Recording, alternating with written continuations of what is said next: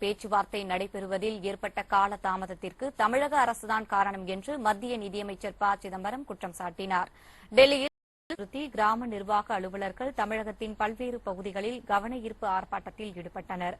கிராம நிர்வாக அலுவலர்கள் மார்கழி மாதம் சோமவார பிரதோஷத்தை முன்னிட்டு உலக பிரசித்தி பெற்ற அருள்மிகு அருணாச்சலேஸ்வரர் திருக்கோயிலில் உள்ள பெரிய நந்திக்கு சிறப்பு அபிஷேக ஆராதனைகள் நடைபெற்றன. இதில் 1000க்கும் மேற்பட்ட பக்தர்கள் சுவாமி தரிசனம் செய்தனர். இலங்கை கடற்படையினரின் தாக்குதலை தடுத்து நிறுத்தி தமிழக மீனவர்களை காப்பாற்றுவதற்காக விரைவில் போராட்டம் நடத்த இருப்பதாக திமுக தலைவர் கருணாநிதி கூறியுள்ளார். கடற்படையால் கைது செய்யப்பட்ட தமிழக மீனவர்கள் அனைவரையும் மீட்க மத்திய அரசு நடவடிக்கை எடுத்து வருவதாக பாதுகாப்புத்துறை அமைச்சர் கே அண்டோனி கூறியுள்ளார். கொச்சியில் செய்தியாளர்களுக்கு பாதுகாப்பு வழங்க கேட்டு 10 குடும்பங்களைச் சேர்ந்தவர்கள் கோட்டாட்சியரிடம் மனு கொடுத்தனர்.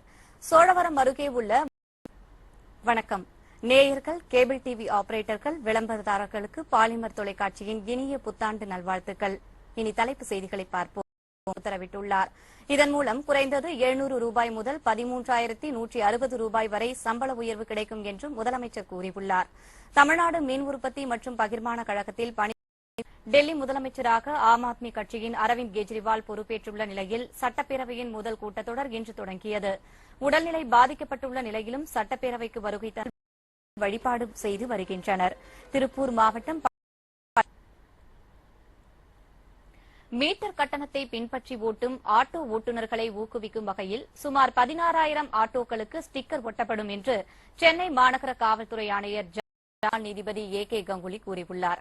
ஆனால் எந்த தருணத்திலும் தமது முடிவில் மாற்றம் இருக்கும் என்றும் அவர் தெரிவித்துள்ளார். பாலியல் சர்ச்சையில் சிக்கியதால் அவர் வகிக்கும் இலங்கை கடற்படையின் தொடர் அட்டூழியங்கள் காரணமாக தமிழக மீனவ கிராமங்களில் பெரும் பதற்றம் ஏற்பட்டுள்ளது. மீண்டும் மீண்டும் கைது நடவடிக்கைகள் தொடர்வதால் போராட்டத்தை தீவிரப்படுத்த தமிழக அரசு நிர்வகிப்பதற்கு உச்சநீதிமன்றம் தடை விதித்து உத்தரவிட்டுள்ளது.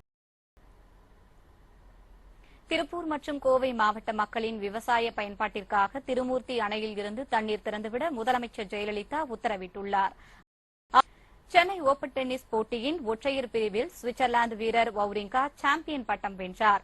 19வது முறை சிதம்பரம் நடராஜர் கோயிலை தமிழக அரசு நிர்வகிப்பதற்கு உச்சநீதிமன்றம் தடை விதித்து உத்தரவிட்டுள்ளது. இதனை அந்த கோயிலின் தீட்சிதர்கள் இனிப்புகளை வழங்கியும் பட்டாசு வெடித்தும் கொண்டாடி மகிழ்ச்சியை வெளிப்படுத்தினர். ஆனால் கோயிலை தீட்சிதர்கள் நிர்வகிப்பதற்கு எதிர்ப்பு தெரிவித்து சில அமைப்புகள் போராட்டம் நடத்தின. பிரியாணி கோபுரக்கடை நியூயார்க் போலீசாரால் கைது செய்யப்பட்ட விவகாரத்தில் இந்தியாவின் நிலைப்பாட்டிற்கு பாகிஸ்தான் ஆதரவு தெரிவித்துள்ளது. இதுகுறித்து உத்தரப்பிரதேச மாநிலம் முசாபர் நகரில் கலவரத்தால் மக்கள் பாதிக்கப்பட்டுள்ள நிலையில் முதலமைச்சர் அகிலேஷ் யாதவ் கலை நிகழ்ச்சி ஒன்றில் பங்கேற்றுள்ளது சர்ச்சையை ஏற்படுத்தியுள்ளது. நீண்ட காலமாக இந்தியாவிடம் சிக்காமல் உள்ள நிழல் உலக தாதா தாவூத் இப்ராஹிமை கைது செய்து இந்தியா அழைத்து வர அமெரிக்க புலனாய்வு துறையான FBI-யுடன் பேச்சுவார்த்தை நடத்தி வருவதாக மத்திய உள்துறை அமைச்சர் சுஷில்குமார் ஷிண்டே தெரிவித்துள்ளார்.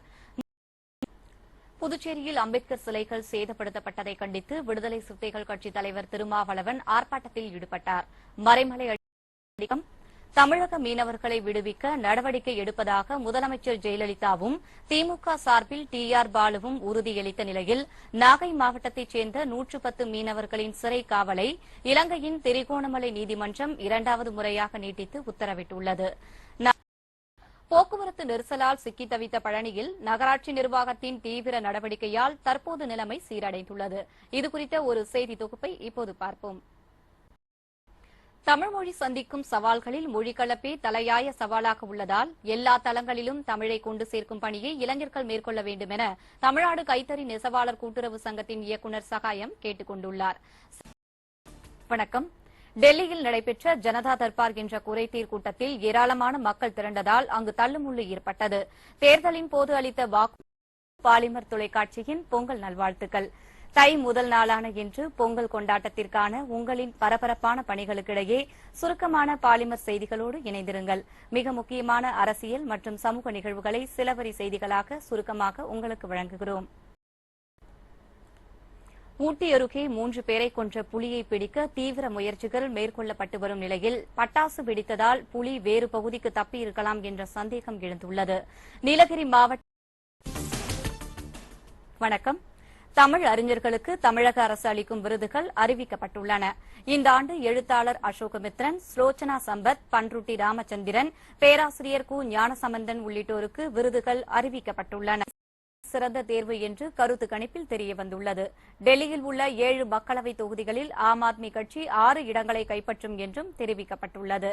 டெல்லி சட்டமன்ற சுற்றுச்சூழல் அமைச்சகத்தில் கோப்புகள் நகர கப்பம் கட்ட வேண்டிய நிலை இருந்ததாக நரேந்திர மோடி பேசியதற்கு அவர் மீது சட்ட நடவடிக்கை எடுக்க ஜெயந்தி நடராஜன் முடிவு செய்துள்ளார். பாஜக பிரதமர் வேட்பாளர்